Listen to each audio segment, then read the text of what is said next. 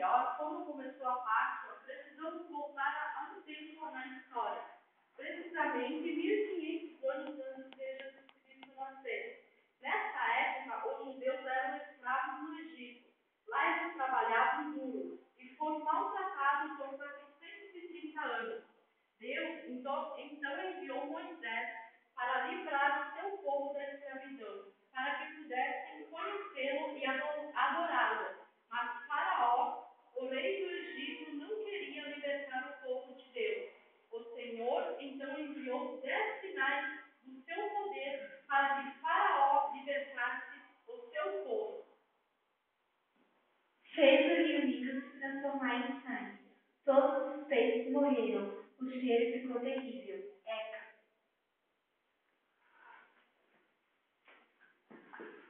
Rãs invadiram as casas dos egípcios. Timó.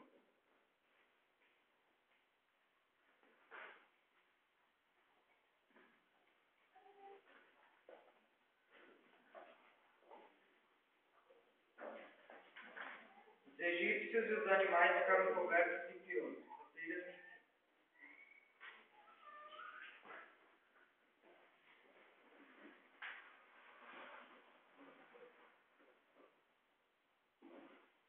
Deus mandou milhões de moscas para todo o Egito, credo.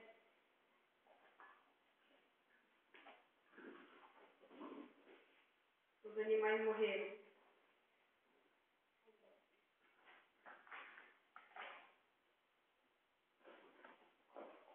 Feridas cheias de pus cobriam a pele dos homens e dos animais.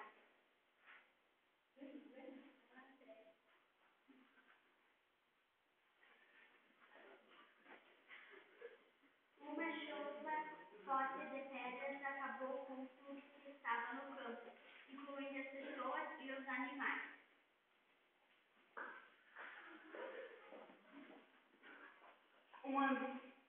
Uma nuvem de gafanhotos comeu todas as plantas e frutos que sobraram depois da chuva de pedra.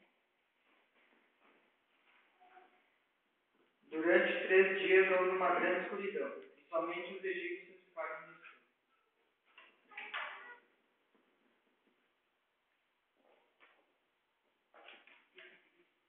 Mas mesmo assim, o coração de Faraó ficou tão duro que não deixava o povo ir. Então Deus disse que mandaria o último sinal.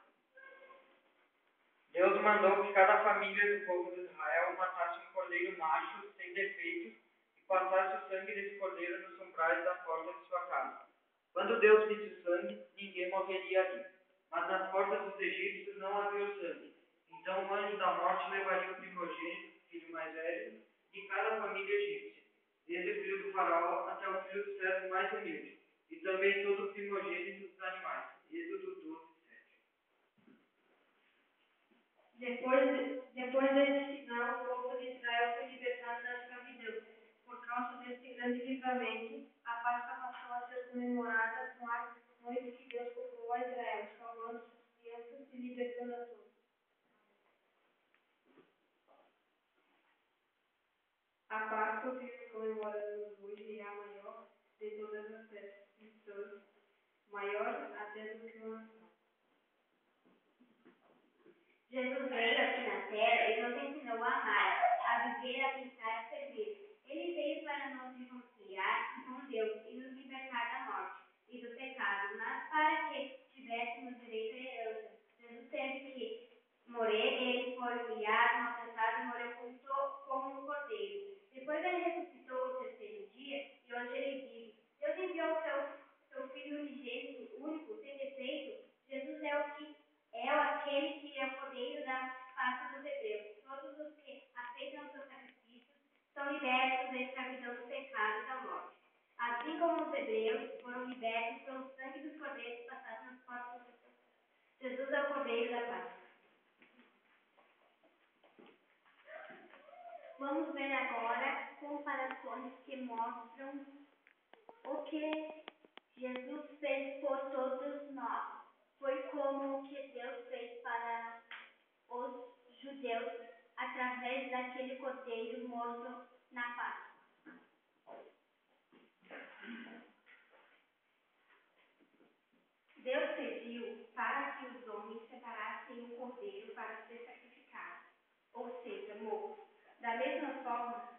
seu Cordeiro de Deus.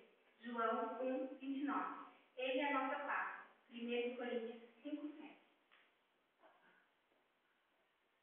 Em Êxodo 12:5, diz que o cordeiro tinha que ser sem defeito. Lembra-se? Pois é, Jesus cumpriu essa exigência. 1 Pedro 1:18-19. O cordeiro da Páscoa tinha que ser escolhido e separado dos outros cordeiros 4 dias antes da Páscoa. Êxodo 12:3-6.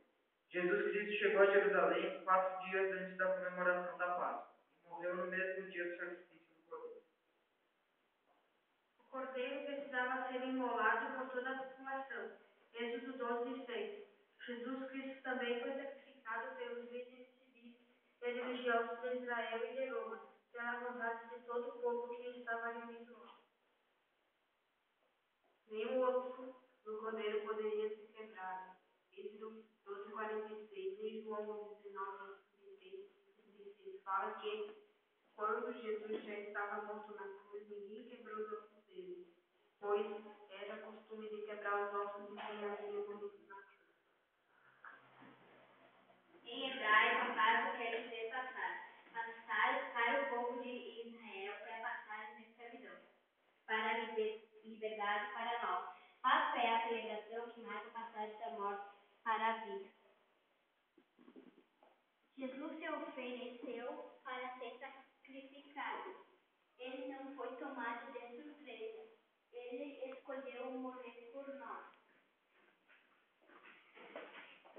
Quando João Batista, um profeta de Deus, viu Jesus pela primeira vez, disse: Eis o Cordeiro de Deus, que tira os pecados do mundo.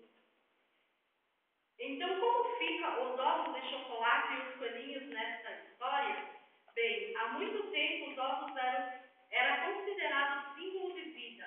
Era costume em todo o mundo presentear as pessoas com ovos de galinha, ganso ou codorna. Esses ovos eram pintados à mão, com cores bem vivas e alegres, uma bela obra de arte. Os primeiros cristãos a usar os ovos coloridos foram os mesopotâmios, para comemorar a alegria da ressurreição. Para as antigas civilizações maias e aztecas, o chocolate era considerado sagrado. Ele tinha tanto valor que era usado como moeda. Antigamente, o chocolate era servido apenas como bebida. As pessoas se sentiam muito bem com ela, porque as deixavam com mais força e energia. Era uma bebida sofisticada, servida apenas para os governantes e os soldados. Os bombons e os ovos de Páscoa foram criados no século XX. Existem algumas lendas que explicam como o coelho passou a ser o símbolo da Páscoa. Mas o que todos dizem é que o coelho representa a fertilidade, pois os coelhos eram muito tiranos. Os símbolos da Páscoa para os cristãos. O cordeiro, que simboliza Cristo, sacrificado em favor da humanidade. O pão e o vinho, simbolizando o corpo e o sangue de Jesus, oferecido aos seus discípulos. Essas amargas representam a escravidão. Serviam para lembrar o povo judeu como era ruim a escravidão no Egito. E hoje nos lembramos como é ruim a nossa vida como escravos do pecado. Algumas dessas amargas: o almeirão, rúcula, alface romana, hortelã, chicória e azeite. Conclusão. Então podemos entender por que tanto engano